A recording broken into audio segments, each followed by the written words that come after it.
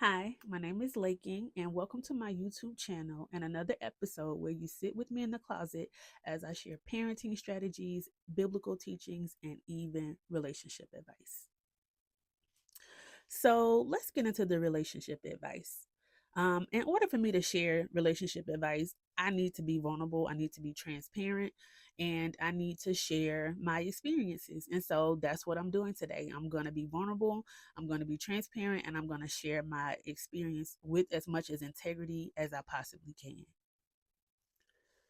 My story is not a story of blame. It is a story of how God rescued me. So just keep that in mind as I share. This is not to cast blame. It is not because I have ill will or that I'm bitter or unhealed. It is because there is somebody who needs to hear this, and it's my responsibility to share it. And so I owe it to my king, because I talk about kingdom, to be obedient to the things that he called me to in his kingdom, and to share what needs to be shared so that people are not oppressed and walking in or living in bondage, but they are free and living in freedom and victory. So obviously I was married. I was married for 8 years, almost nine, and it did not end well. It ended in divorce. And I need to talk about how I even got there. How did I get from being a blood washed believer who prided herself on her relationship with God, who believes the scriptures about Jesus being about the church being the bride of Christ, and wanted to reflect that? How did I get from there to divorce court? Let me tell you. So I was about 24 when I met my ex-husband. I had just recently graduated college. I was on a journey to purchase my first home. I had attended a first-time home buyers class the very same day that I met him. And I was ambitious. I had always been ambitious and independent because I came from a meager upbringing. My family wasn't affluent or wealthy, and it was a fight for me to get through college. Um, I went through times where I didn't have my share of the rent, and my roommates had to help me out. And this was all the same mindset that I'm going to mention later. That was poverty, by the way, poverty mindset. And I thought that you were supposed to struggle. And so by the time I realized that that wasn't true, I was graduated and living in a new apartment with one of my closest friends and another roommate. And I had been on a journey of trying to decide what my next move was. And I thought, I had been in a place where I was wanting to be seen by a man and all of that. And I just had recently gave that up. I just threw my hands up. I surrendered it. I was like, Lord, I'm not worried about that. I'm just going to focus on you. And I want to put a pin there because I want to come back to that later. So shortly after I made that declaration, inside that I was going to focus on him, I met my ex-husband. And it was not a chance meeting. I didn't even know that he and a friend of his lived in the area.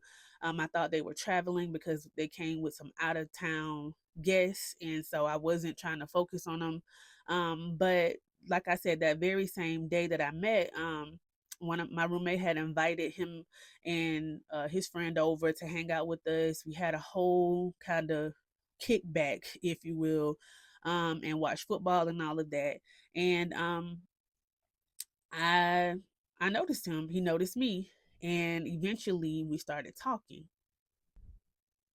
So we discovered through a series of events that we liked each other, and we started dating shortly after we decided that or discovered that we liked each other. And the dating season was very intense, very fun. Um, we were together all the time, in my opinion. And so um, that all went by so quickly. It was about 7 months later or so when he asked me to marry him. So I said yes. We began the process of premarital counseling. Shortly after that, we set a wedding date and we began to plan. Now, we didn't have a lot of money, and and our wedding was low budget. It was a low budget wedding, and we were fine with that. It was no shame in it for either of us, and we enjoyed our date. We went out of town for a honeymoon and came back and started to live life. But then shortly after that, I was, like I told you guys, I had went on the first time home buyers class, and I ended up purchasing a house. And so he found the house, and it wasn't exactly my ideal place to live. Now I know that it was perfect at the time, but at the time I was thinking grander. But it was a 3 bedroom, 2 bath house, and I liked it. I liked we had our first child there. But shortly after we moved in, early in our marriage, there was a revelation. And that revelation was the beginning of a chain reaction of things that would cause me to pause and question if I made the right decision. So, what was the revelation? My ex husband sat me down and told me that he had recently found out that he had I believe, 2 year old. He might have said three, 2 or 3, 2 or 3 year old. And I was taken aback. And I was very upset at God. I wasn't upset at him. I was upset at God because I said, God, you are all knowing. If you knew that this man had a child, you should have told me, and that would have changed my decision, and I might not have ended up getting married. So I was a little disappointed. I had some stepmom issues growing up, and I just didn't want to be a stepmom. And so it wasn't that I felt like I would treat somebody's child bad. I just didn't want, I guess, maybe the interaction between the child's mother and him and me, which ended up turning out to be a devastating thing. So we're living in our new house, newlyweds. I find out that I am now a stepmom. So I have to meet a child. I have to meet her mom. I have to move forward with my life as though my world hasn't been shaken. I didn't even know if I wanted to tell all of my family members because it was just embarrassing. And I don't know why I was embarrassed, but I just thought, this isn't what I believed I was going to be getting into. And so I didn't share it with everybody, but eventually, the truth, came out because we wanted to start spending time with the child. And so then I wanted a child of my own because I wanted a child with my husband. I felt like naturally, if we were married, then you already have a child. I also need a child. Kind of like if you want to think about Leah and Rachel, how they went back and forth. It felt like that to me. And I was also accused of kind of like trapping him, even though we were married. But I wanted a child. And so I did end up getting pregnant, and I was not well during the pregnancy. So we started just having some disagreements. They seemed like they were coming out of nowhere. All the things, that we enjoyed about being together seemed to just go away. And I was just confused because I felt like, when you got pregnant, it was supposed to be a joyful time. You were supposed to be happy. And I was not happy. We were fighting more. And I remember one day, according to my memory, I asked a question. I said, "Are you seeing somebody else?" And obviously, there was most likely denial, and it just felt bad. So when you want to know something, I don't know if I was asking God. I don't know if I was travailing in prayer. I don't know what I was doing. But one day he led me to um, the closet, not this closet, but the closet of the house that we were living in. And my ex had a shoebox in there that he kept important papers in. I found the shoebox. I started to look through it, and I found a paternity test, but it was not for the child that he had currently. It was for a different child. So I'm just flabbergasted, like, why didn't you tell me this? And the date on it was kind of recent. It was after we had moved into the house. And so I'm just like confronting him about it when he gets home, and I'm angry and I want to fight. But I physically, felt like it was unsafe to do as a pregnant woman. And so I neglected going. It was New Year's Eve. I neglected going to church with him that night, and I decided to stay home. And in my staying home, I tried to go hang out with some other people, but it didn't work out. So I ended up just going to the library. And this is where I want to put another pin. And I just want to drop this in. Be aware of how God speaks to you.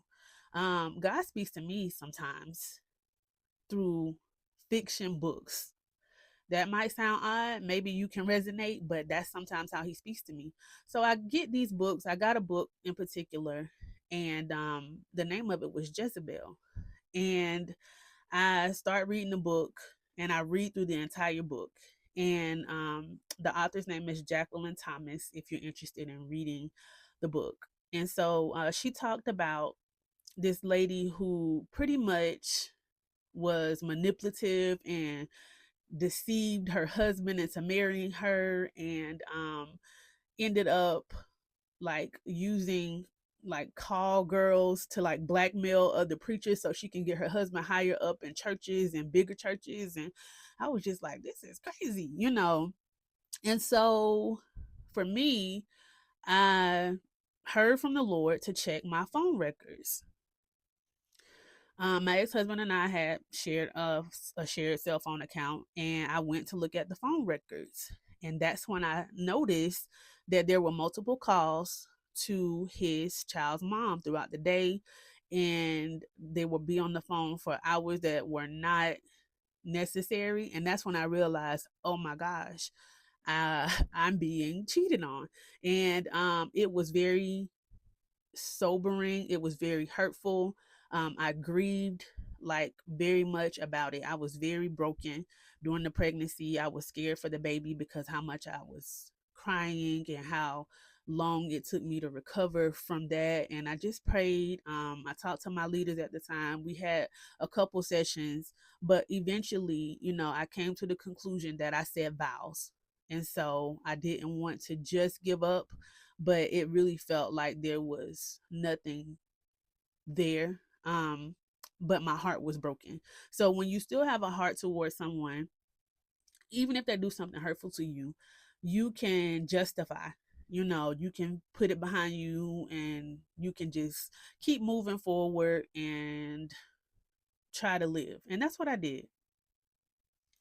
So in order to kind of get out of our space that we were in, we ended up moving.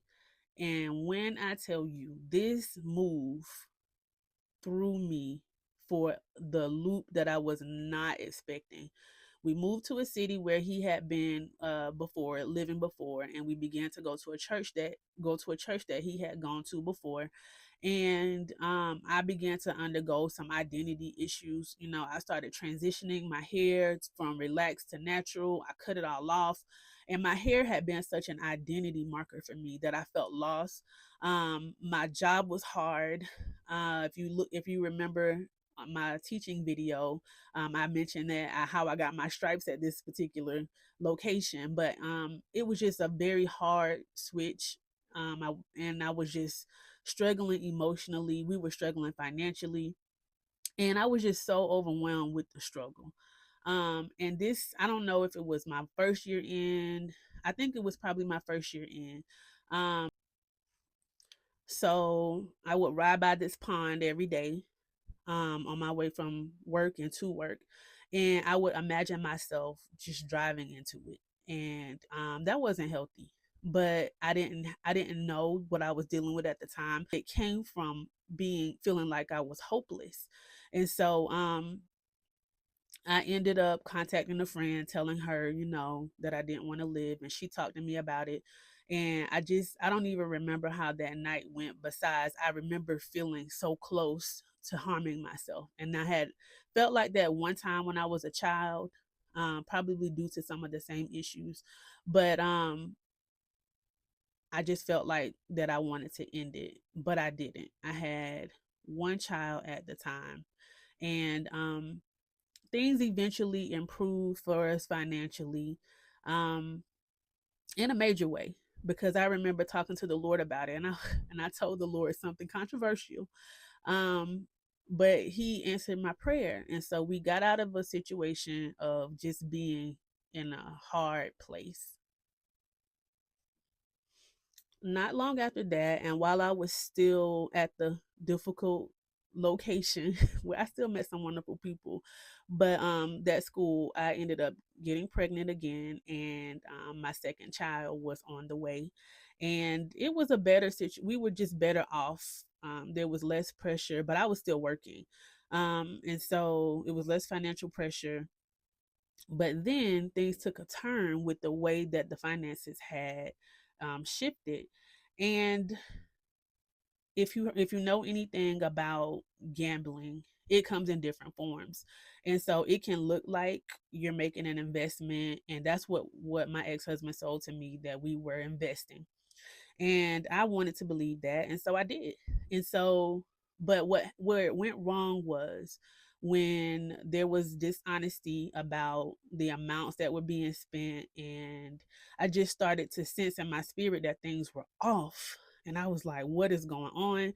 And I began to research. And ladies, do you know, when you begin to look for information, you have to be prepared to find it, number one. And then you have to be prepared, number two, to do something about the information that you find. So I find the information that leads to the fact that there's some dishonesty going on financially. And that just began a cycle of me being lied to about money and how things were being handled. And when your heart is, again, towards a person, you can take things longer than you should. And that's where I went wrong. At the time, I had some friends that I would confide in and tell them, the situations. And I recognized um, that it was up to me what I wanted to do. If I wanted to stay in a situation where it felt like my heart was being broken multiple times, or if I needed to do something else about it. And I started thinking about leaving. And so I started to look for apartments and all. And but we had gone through some counseling, and so I felt like there was potentially some hope there for us. But I think that what I felt like the most was that um, there was some things that just were not going to change. And it all came to a head one night. And I just felt like this is just going to be my life if I don't make a decision to spare myself. And so after that, I realized at some point, through some dreams as well, that if I didn't make a decision to save my life. But so yeah, so that's just where I was. And I felt like a battered woman. I had to take my girls one night and leave. And I found somebody who I had already spoken to about staying with her. And I ended up leaving that situation. And I did not know it would be permanent.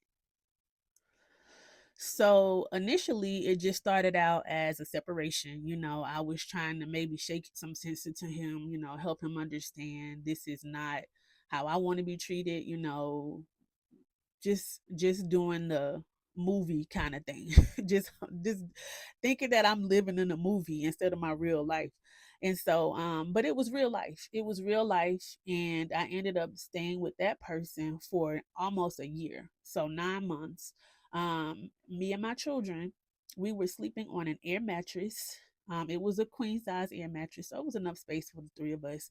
And I never thought, let me get a actual bed for us. Let me get some bunk beds for my kids. That thought never crossed my mind. And you might wonder why, but I didn't think I was going to be there for that long. I thought it was temporary. And so I was just literally taking it day by day. And so once I realized that it wasn't temporary, we moved on. Me and my children, we moved out into our own space eventually. With the grace of God, He helped. And I started going to therapy. And the therapist said something that stuck with me so strongly. And it was, when you have the option between believing words or actions, always believe actions.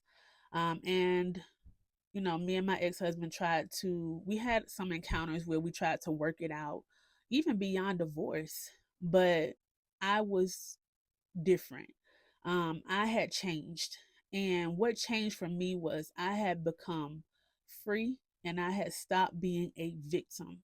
And so this is my story of how being a victim, and when I say victim, I don't mean that you're not, that something is happening to you and you're not a victim to what's happening to you. Yes, you can be a victim if somebody is abusing you emotionally or physically. You are a victim to what has happened, but you don't have to have a victim mindset.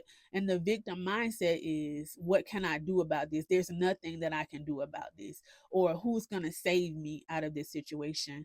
And so I had to overcome waiting on somebody to come, because there was nobody coming. Most of my friends and family that I trusted knew about what I had experienced from the beginning of the relationship to that current point. And it was just a repetitive cycle of my heart being broken, and me feeling unworthy, um, me feeling stifled and oppressed, and like I was stuck in a situation, and I could not live like that. And so while some people talk about, the scripture, God hates divorce, He absolutely does hate divorce. But if you go and read that scripture, He's talking about how the women that the men were divorcing were being mistreated by them. And so this was a situation for me where I could not keep allowing the same thing to happen to me and expecting different results. You can't, that's the definition of it's insanity. You're in a situation where you want something to change, but you're not changing. And I had prayed, I had fasted, I had done a lot of things, and it still wasn't working. And so it's not about how much you do, it's about listening and paying attention to your surroundings, being honest with yourself. I wasn't a perfect wife, and I'm not going to portray that I was a perfect wife. Again, the victim mindset makes you feel like you're doing things right and everybody else is doing things wrong. um, that's not the case. Sometimes you are also doing things wrong and you don't want to see yourself doing things wrong. And so that was how I ended up in divorce court. So there was a kind of a last ditch effort. We had some dates changed around, and we were being pushed back, from the date that we were supposed to originally go. And so, my ex-husband was saying, is this something that, we need to reconsider? And I knew within myself that no, we don't need to reconsider this. There has not been any changes made. But I know that I've changed, and I don't want to put myself back in a situation where I'm not being valued. I knew where that took me. It could have possibly taken me away from my kids. And so, the young lady that I was living with, she talked about how, you have to pay attention to when your highs are really high, but your lows are also really low. And that was the nature of the relationship, ups and downs. I mean, high ups and really low downs. And so, that emotional roller coaster does something to your mental, um, and you have to recover from that.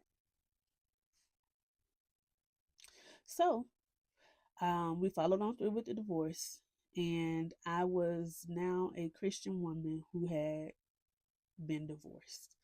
And it's better to me to be free, divorced and free, free to grow, free to expand, My life has changed so much. I have now purchased, this is my second home. Well, actually, my third. My first was in the marriage, and that one foreclosed because we had some back and forth with the mortgage company. My second was a few years ago in 2022, and my third home is now in 2025. I sold the second one and bought the third one. Um, I wrote a book after divorce. It's not about divorce, but it's called Spare Me, A Guide to Parental Peace. It's about the strategies I use as a single mom to manage my children's behavior.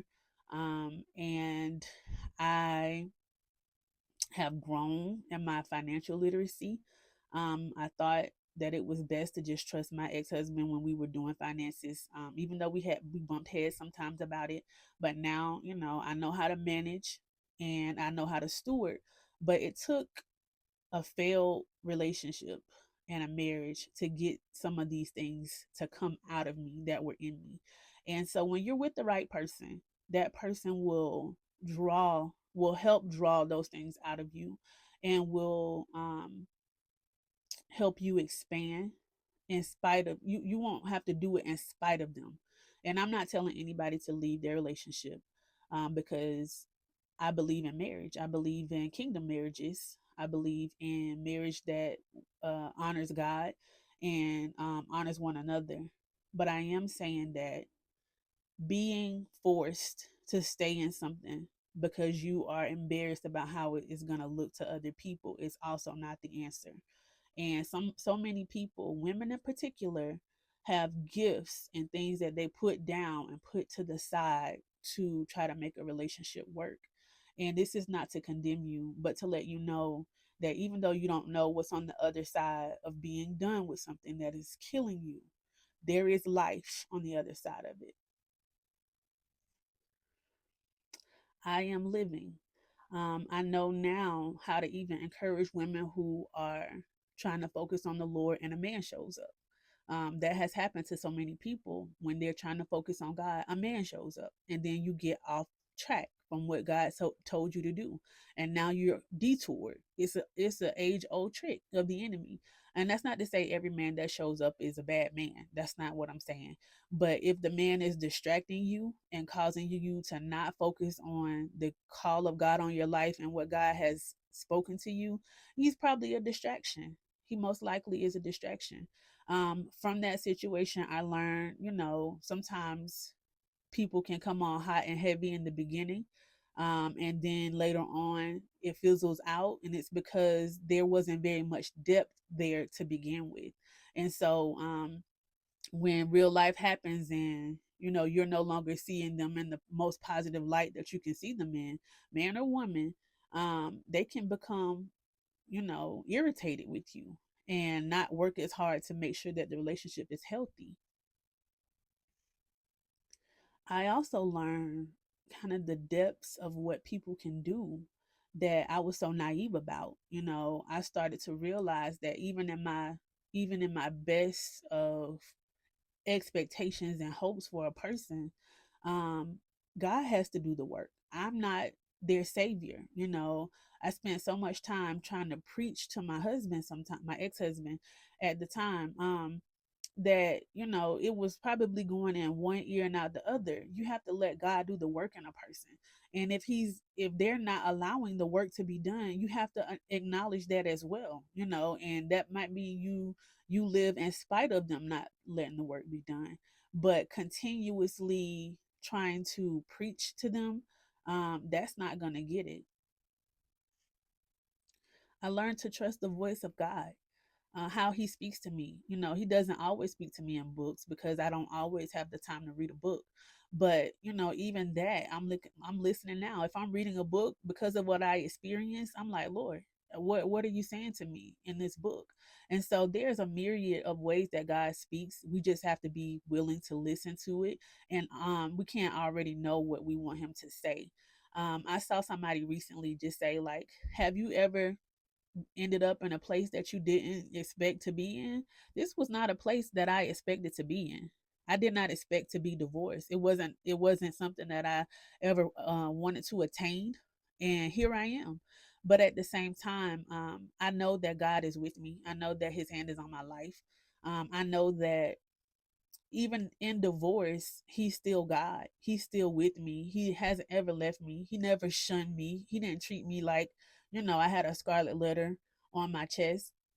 He still drew near to me, and he still blessed me. And so in spite of it, I have excelled, and I'll continue to excel. So thank you for listening, and subscribe if you have not subscribed. I'll be giving some parenting strategies soon. I'll be still doing some teaching about the kingdom of God. And yeah, I hope to see you in the next video.